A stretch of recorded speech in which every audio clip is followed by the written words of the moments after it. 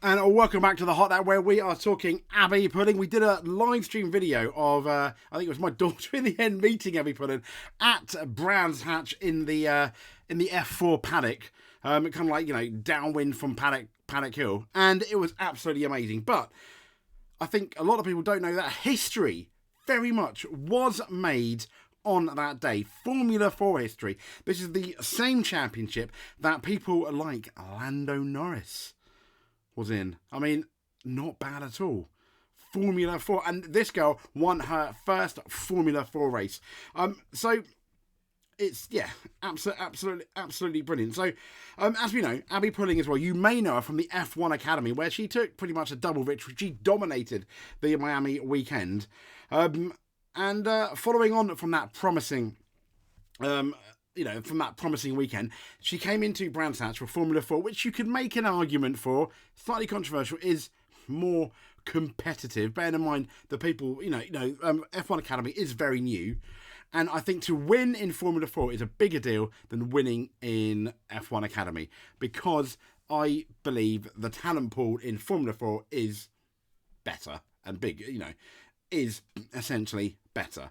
Albeit, don't get me wrong, it's no mean feat to win in F1 Academy. I mean, that is absolutely amazing as well. I'm just saying, if you were to compare the two, I think it would be harder at the moment to win in Formula 4, and that's exactly something that Abbi Pulling did. Now, so the weekend started off with two promising practice sessions where Abbi was P3 and P4 on the time sheet. Qualifying though was a struggle, and I'm going to share a clip from the interview from the F4 YouTube channel, that she kind of did a Lewis Hamilton and made changes to her car that she wasn't particularly happy with, and she started P9 essentially for race one. She made a good start. She gained 2 positions, moving ultimately into P7 shortly before the safety car was brought down. The safety car was key to what was race 2 at Brands Hatch and her victory. So the race resumed on P6, and Abbi was challenging I think her teammate Jack Sherwood for P6 as the race progressed towards half distance. The positions remained stagnant throughout the race, and Abbi fended off another, I think a Mercedes AMG Junior. But then we have race 2, which was the partially reversed grid, and she got up there. She was on pole for that partially reversed grid. Now, many people could have said, "Oh no, Abbi, you didn't. Okay, you won from pole on a reverse grid race. Doesn't it really matter?" Well, yes, you can absolutely make an argument for it. But if you saw the race, and I've checked this currently, they've only got Donington up on their F4 YouTube channel. It was absolutely amazing.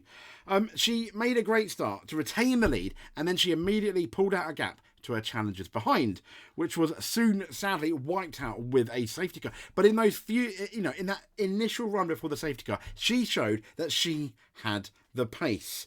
Now, racing resumed kind of similar to the last race on lap 7, and she made an absolutely fantastic restart at a Max Verstappen in Formula 1.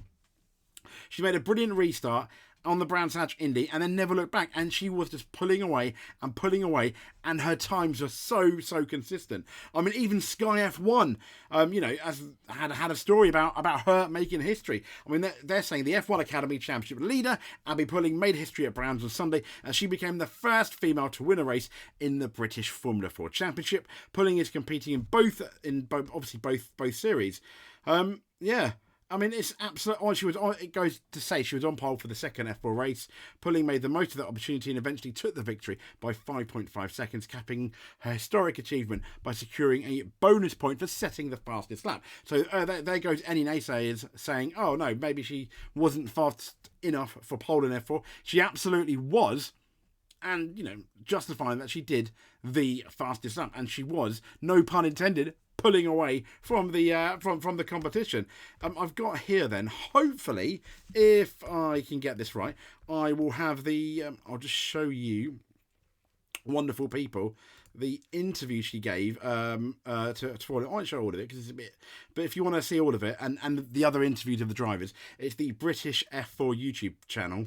Lights to flag here in the sun, the Miami like sunshine at Donington. Congratulations! What a great race you drove there. Yeah, I feel like I'm on a bit of a roll. You know, it's been great. We're really quick in free practice. Made a little bit of a mistake going into qualifying, changing the car a bit. Didn't quite work. So we've kind of retreated back to that for this race, and 3/10 quicker, I think, on the fastest lap. Like, just showed, you know, that I've got the, you know, I deserve to be there. I've got the pace. Just got to get in qualifying next time. Yeah, I mean, there you go. And she does have the pace. She's got the confidence. She's absolutely on a high. I mean, on our own website, it talks about Abbi Pulling took her maiden F4 win. There's a bit of news there. If you go back to the news, she wants to become the most recent female, the first female for quite a while in Formula One, and she's doing really well. Will she make it at Formula One? Who knows? But winning the F4, her first Formula 4 race, I believe she's 5th in that championship now, is no mean feat. And I think, not impossible. Never say never. Yeah, there we go. So if you liked what you see, give us a subscribe. That'd be great. Send us a subscribe. And if you want to comment below, let us know what you think. Like and subscribe. You'll be a multiple if you do 2 of them. World champion in our eyes. Speak to you next time. Thank you very much.